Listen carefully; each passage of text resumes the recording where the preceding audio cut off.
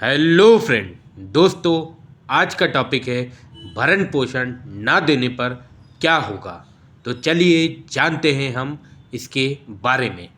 दोस्तों, पति का अपनी पत्नी को गुजारा भत्ता नहीं देने पर दिल्ली हाई कोर्ट के मुताबिक बताया गया है कि सिविल यानी दीवानी मुकदमा दायर किया जा सकता है।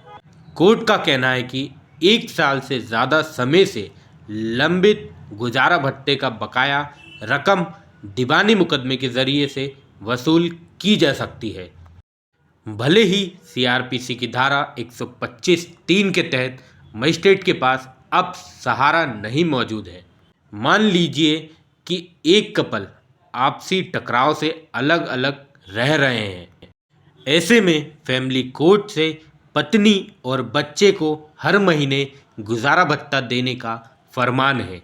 अगर पत्नी घरेलू महिला है और इनकम का कोई सोर्स नहीं है, फिर भी गुजारा भत्ता देने से पति आनाकानी कर रहा है, गुजारा भत्ता देना ही नहीं चाहता या फिर इनकम को कम बताते हुए फैमिली कोर्ट के फरमान को हाईकोर्ट में चुनौती देता है, तो हाईकोर्ट पति के ऐसी हरकत को देखते हुए न सिर्फ उसकी याचिका खारिज कर देगा बल्कि जुर्माना भी लगा सकता है।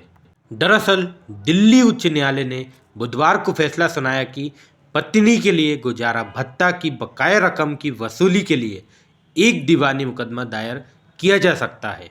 कोर्ट ने ये कहते हुए कहा कि गुजारा भत्ते का अदा करना न केवल एक कानूनी अधिकार है बल्कि पति पर लगाया गया एक सोशल और मोरल ऑब्लिगेशन भी है, क्योंकि ये कानूनी कर्ज बन जाता है। इसे दंड संहिता में कोड ऑफ क्रिमिनल प्रोसीजर यानी सीआरपीसी की धारा 125 के तहत आखिरी आदेश के आधार पर जारी किया जाता है, जबकि सीआरपीसी की धारा 125 पत्नी, बच्चे, माता पिता के गुजारा भत्ते पर कानून को मेंटेन करती है।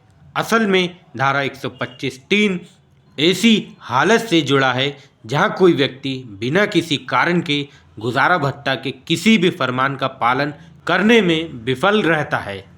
फैमिली कोर्ट की एक बेंच ने मई 2019 के फैसले को चुनौती देने वाली अपील पर सुनवाई की, जिसमें मेंटेनेंस की बकाया की रकम में 1,78,000 रुपये की वसूली के लिए अपने नाबालिग बेटे की तरफ से एक पत्नी के मुकदमे को खारिज कर दिया गया था। इस पर कोर्ट ने सुनवाई में गुजारा भत्ता के मिले अधिकार के लिए दीवानी मुकदमा करने का फरमान जारी किया। क्या आपके साथ या फिर आपके किसी जानने वालों में कोई ऐसी पारिवारिक समस्या का सामना कर रहा है?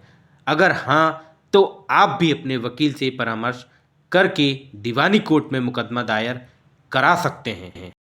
गुजारा भत्ते के लेने के क्या नियम है, अगर उस पर बात करें तो भारतीय दंड संहिता के तहत कोड ऑफ क्रिमिनल प्रोसीजर यानी सीआरपीसी की धारा 125 के तहत गुजारा भत्ता की सुविधा मुहैया है।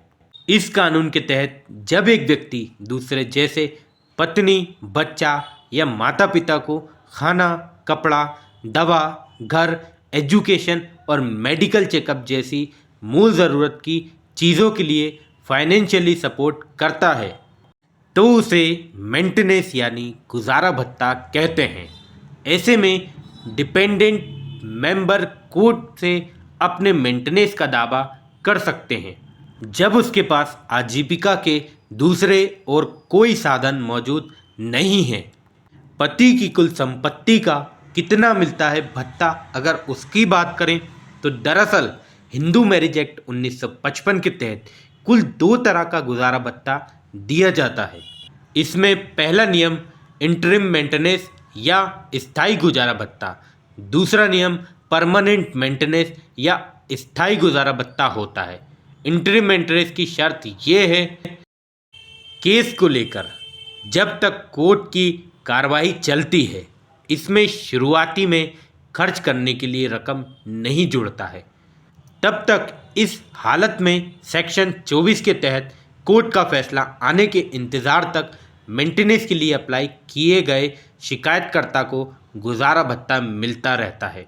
वहीं परमानेंट मेंटेनेंस में सेक्शन 25 के तहत पति पत्नी के बीच तलाक के बाद मिलने वाली परमानेंट मेंटेनेंस या स्थायी गुजारा भत्ता कहलाती है।